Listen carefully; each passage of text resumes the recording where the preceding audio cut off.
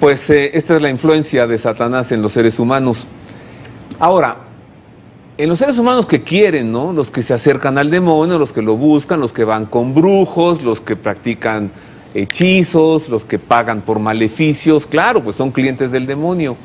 Pero hay gente buena y hay gente inocente, José Alberto, y es el caso de Ángel, ¿verdad? Sí, hoy nos hacemos muchas preguntas. ¿Por qué ha sido poseído? ¿Y por qué estos demonios están hablando de algo que se va a derivar en algo bueno si se vuelve a proteger la vida humana en gestación? Sí. ¿Cómo los demonios pueden buscar el bien? Así es, sí. Bueno, tienes razón en cuanto que la posesión satánica o demoníaca se da más fácil en aquella persona que no está en estado de gracia. También hay una segunda razón, y es que sobre todo a los santos, personas que están en un progreso espiritual, Dios les permite también en alguna ocasión tener este tipo de vejaciones o de incluso posesión, infestación, porque es una prueba, al igual que la tentación, Dios la permite como una prueba para el progreso. Llega incluso, a veces hay casos de santos que tienen este tipo de posesión. En el caso de Ángel es todavía un tercer caso, y es que él es una persona espiritual, una persona, incluso lo reconocen quien lo ha tratado, una persona que llevado un poco por el dolor del aborto, se ofrece a Dios como víctima expiatoria, es decir, para que en reparación por el daño que se está haciendo por los abortos, sí. Y entonces hay esta doble vertiente de una persona muy espiritual a la cual Dios permite esta prueba, porque Dios va a sacar un bien mayor para esta persona y para el país en este caso, ¿no? Y a lo que íbamos es que aquí la permisión de Dios está por el bien que se quiere lograr de que el aborto se eche para atrás. ¿Por qué? Porque en los diálogos con los demonios dentro de esta persona, de los exorcistas, y el último fue el del padre Gabriel Amort, se da a conocer que existe la permisión, digamos, de que haya un homicidio en México por parte del crimen, de la violencia, por cada aborto que hay. Claro, y si tú ves los números son prácticamente los mismos. Se habla de 80,000 abortos, hay 80,000 muertos por parte del crimen, 120,000, y así va en este proceso. Incluso hay un testimonio muy interesante cuando fue el Congreso de los Exorcistas, recordarás, en agosto del 2012, aquí en la Ciudad de México. Sí. Cada año lo hay. Cada año hay este Congreso de Exorcistas, pero en este año, el año pasado, fue este joven Ángel allí, pues porque es un caso que es ya muy conocido entre los exorcistas. ¿Y busca la ayuda? Sí, busca ayuda, e intentaron allí, y se le hizo un exorcismo formal. También en esa ocasión, digamos que los demonios se expresaron, y lo pudo oír muchos de los que estaban ahí, y tengo aquí las palabras en el momento de la oración que se le hacen.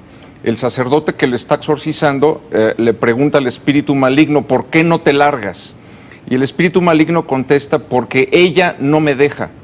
¿Cómo que ella?, le preguntó. Dice: ella quiere que les digamos algo que no queremos que sepan, no deben saberlo, pero ella está aquí, me tortura pisándome la cabeza, igual que hace años cuando nos sacaron de esta patria. Se refiere a la aparición de la Virgen Santísima en 1531. Más adelante lo dice, ¿no? Exactamente. Y dice que entre alaridos y maldiciones el espíritu confesó que con el acontecimiento guadalupano, con la llegada de María a estas tierras, ellos, los demonios, fueron obligados a largarse de México, pero que ahora la violencia y los secuestros, la corrupción y todo el mal tiene un origen, y ella me obliga a decirlo. Son palabras de él. El espíritu maligno confesó que los abortos cometidos, y estas son palabras textuales, esa sangre inocente que nos ofrecen, nos dejan meter la muerte y la desgracia en este país. Ella nos sacó, 1531, pero ustedes, estúpidos, con sus leyes, su tibieza en actuar como iglesia, nos han abierto las puertas de nuevo. Durante la oración, el maligno admitió que ella, la Santísima Virgen, pide que cada obispo proceda a exorcizar su diócesis y que se ore por la reparación y ofensa a Dios por los abortos hechos. Ella pide oración para reparar y que termine la violencia, el rosario, ella pide esto.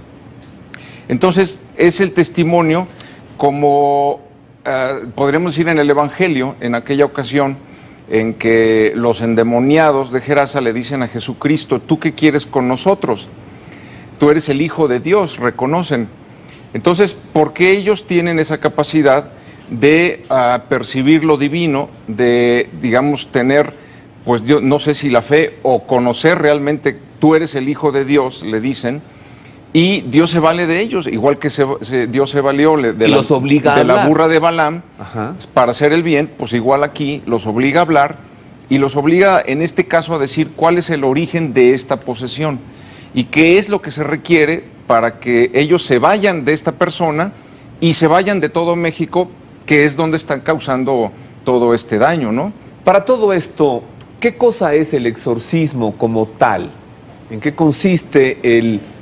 ¿cómo le llaman? El exorcismo mayor, ¿no, José Alberto? Así es, el exorcismo mayor, que es el formal. El exorcismo, al que fue sometido ya este pobrecito endemoniado mexicano por el padre Gabriel Amor. ¿Qué es el exorcismo? A partir de lo que explica la Iglesia, el Catecismo de la Iglesia, documentos fieles, auténticos, conozca.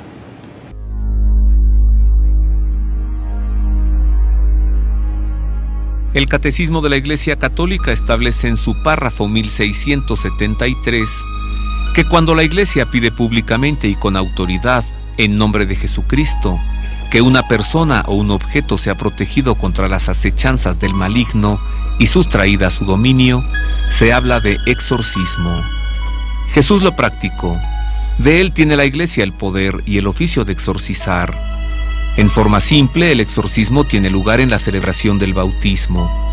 El exorcismo solemne, llamado el Gran Exorcismo, solo puede ser practicado por un sacerdote y con el permiso del obispo.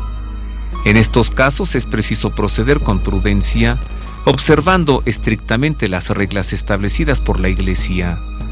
El exorcismo intenta expulsar a los demonios o liberar del dominio demoníaco gracias a la autoridad espiritual que Jesús ha confiado a su Iglesia.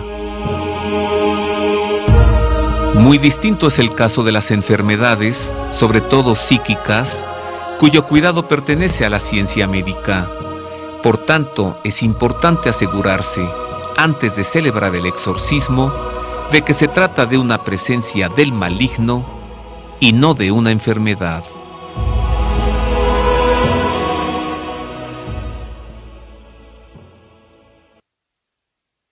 Eso es el exorcismo. Hago una pausa, regreso. Con más de esta historia y con más de este análisis. A ver, ¿qué no se quedó la Virgen María en México? ¿Qué no es ella quien trajo personalmente a Cristo en su sagrado, en su vientre virginal? ¿Qué no es ella la que vino a pisar la serpiente de Quetzalcóatl en esta patria? ¿Qué no es ella quien expulsó a estos demonios y quien acabó con estos sacrificios humanos? A partir de esto que estamos conociendo, sabemos ahora que los demonios han recibido una especie de permisividad porque están entendiendo que estos ya más de 100,000 abortos es sangre de inocentes que se les están ofreciendo a ellos en sacrificio, y esto los ha fortalecido, y como lo han manifestado, México está infestado. ¿Y quién es el culpable? Todo aquel que ha aceptado, promovido, practicado y recomendado el crimen, el asesinato de un inocente en el seno materno. Porque la vida no es de los médicos, la vida no es de los políticos, la vida no es de la mujer, ni siquiera su propia vida, menos la de otro. La vida, queridos amigos, la vida es de Dios. Y ahora hay un reclamo formal. Vuelvo para concluir con todo esto y vuelvo con más.